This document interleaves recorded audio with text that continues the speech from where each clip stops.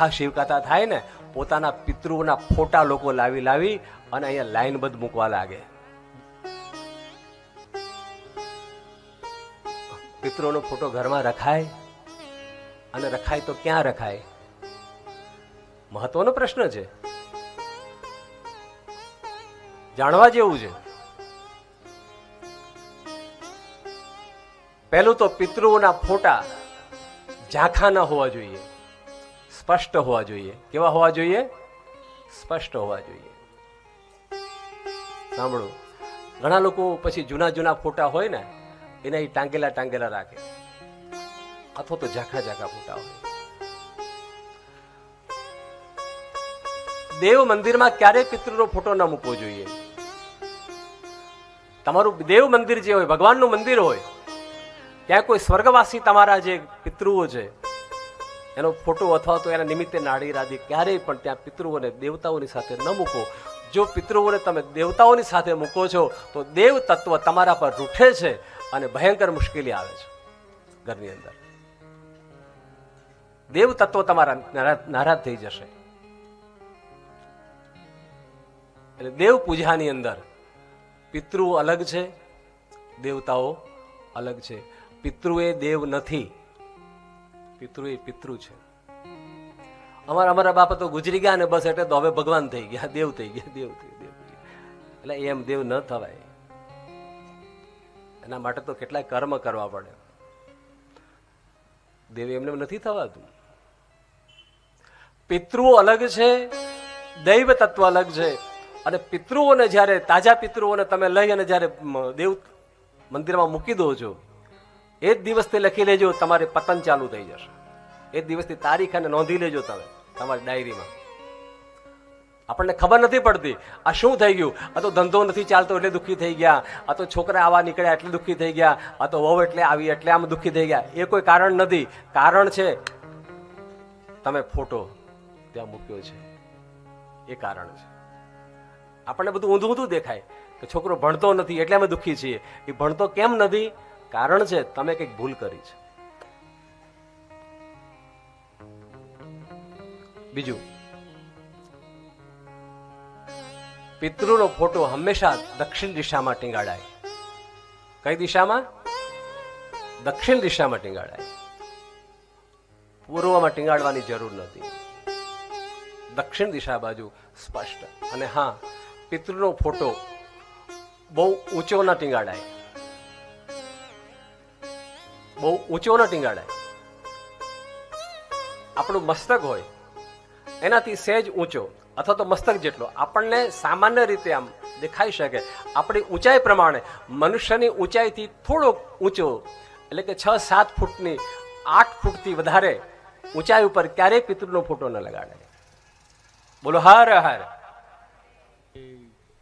બાપજી આટલું બધું? હા, માં ભવાની ને ભગવાન શિવજી અને ગરુડ પુરાણમાં ભગવાન ગરુડજીને ઉપદેશ આપ્યો છે પિતૃઓને. અને પિતૃઓની પૂજા કરવી જ જોઈએ, પિતૃઓની પૂજા થવી જ જોઈએ. પિતૃઓ ઉપર ચડાવેલો હાર એ ક્યારેય કરમાયેલો ન રાખવો જોઈએ. પિતૃઓ ઉપર ચડાવેલો હાર જેમ જેમ કરમાતો જશે દિવસો ઉપર, એ દિવસે ઘરની અંદર લક્ષ્મી કરમાતી જશે. આપણે તો પિતૃઓને એકવાર હાર ચડાયો, પછી આવતા વર્ષે દિવાળીમાં એક ફૂલ પણ મૂકો, નથી હાર ચડાવવાની જરૂર, કઈ વાંધો નહીં. એક પુષ્પ ભગવાનની પૂજામાંથી અલગ કાઢી અને પિતૃની પાસે મૂકી દો, નીચે મૂકી દો, નામથી લઈને ગમે ત્યાં મૂકી દો, પાણીયારે મૂકી દો. પણ એકનો એક હાર લટકાવી રાખો એક વર્ષ સુધી. અમે તો ચંદનનો હાર લાવ્યા, અમે તો આ હાર લાવ્યા, અમે તો 1 વર્ષ સુધી ચાલે એવો હાર લાવ્યા. એ ઘરમાં કઈ ને કઈ રોગ આવશે. શું આવશે? રોગ આવશે. બીમારી ઘર કરી જશે, ખબર નહીં પડે ક્યાંથી રોગ આવી ગયો. પિતૃ ઉપર ચડાવેલા હાર અને પુષ્પ કર્મા જાય એટલે તરત ઉતારી લો, એને યોગ્ય જગ્યાએ પધરાવી દો.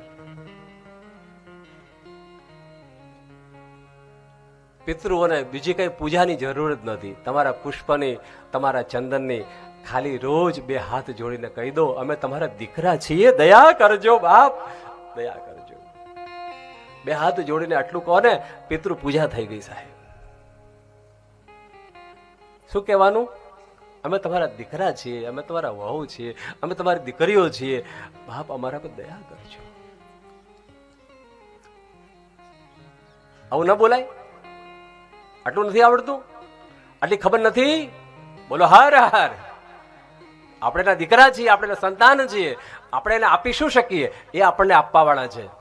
એ આપણો બાપ છે, એ આપણો સસરો છે, એ આપણા વડીલ છે, એ આપણા પતિ છે, એ આપણા પિતૃ છે. એની પાસે 2 હાથ જોડી ખાલી પ્રાર્થના, શ્રદ્ધા અને ભક્તિથી કહી દો,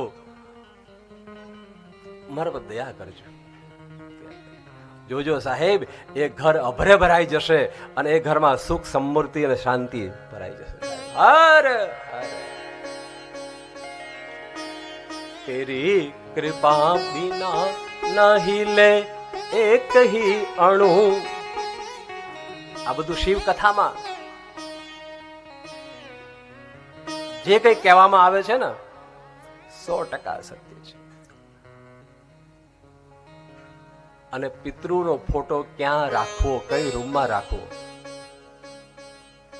એ પણ એક ઘણા બેડરૂમમાં રાખે કે સવારે ઉઠીએ દાદાને દર્શન થાય ને, આપણે બાપુજી દર્શન થાય. એમ કે આપણે ઉઠીએ ને આપણા બાપના, બાપુજીને આપણને એમ કે દર્શન થાય. બેડરૂમમાં રાખો, ના રખાય. બેડરૂમમાં ક્યારેય પિતૃનો ફોટો ન રાખવો જોઈએ. તો ઘણા કે કિચનમાં રાખો. મોટા ભાગે લોકો કિચનમાં રાખે, રસોડામાં. રસોડામાં પેલું ભગવાનનું હોય બધું, મોટા ભાગે ત્યાં પિતૃ રાખી શકાય અમુક સંજોગોમાં, જગ્યા ન હોય તો. પણ રસોડામાં પણ રાખવાની જરૂર નહીં. ત્યાં કુળદેવી છે, અન્નપૂર્ણા છે, જ્યાં તમારા ઘરનું મેઇન હોલ છે, મેઇન હોલ જ્યાં બધી ચર્ચાઓ થાય છે. બહારથી કોઈ આવ્યું હોય તો એને લેતી દેતી વ્યવહાર, જે રૂમમાં બેસીને, જેને કહેવાય ડ્રોઈંગ રૂમ, શું કહીએ આપણે? ડ્રોઈંગ. મેઇન હોલ જે છે ત્યાં તમારા પિતૃઓની છબી રાખવી જોઈએ સાહેબ. હંમેશા કૃપા, કૃપા ને કૃપા. આખા ઘરમાં મુખ્ય જે રૂમ છે, જ્યાંથી બધો વ્યવહાર ચાલે છે, ત્યાંથી બધો વ્યવહાર ચાલે છે, કારણ કે આપણો બાપ છે, એ બધો વ્યવહાર ત્યાં બેઠો બેઠો ચલાવશે. એના પર ધ્યાન રાખો. જ્યાં ત્યાં ખૂણે ખાંચરે ગમે ત્યાં ટીંગાડી દીધા પિતૃઓને, ગમે ત્યાં બેહાડી દીધા, ગમે ત્યાં ખૂણામાં, ગમે ત્યાં માળિયામાં, અને પછી બૂમો પાડીએ છીએ કે શિવ મારા પર કૃપા ન. શિવ શું કરે?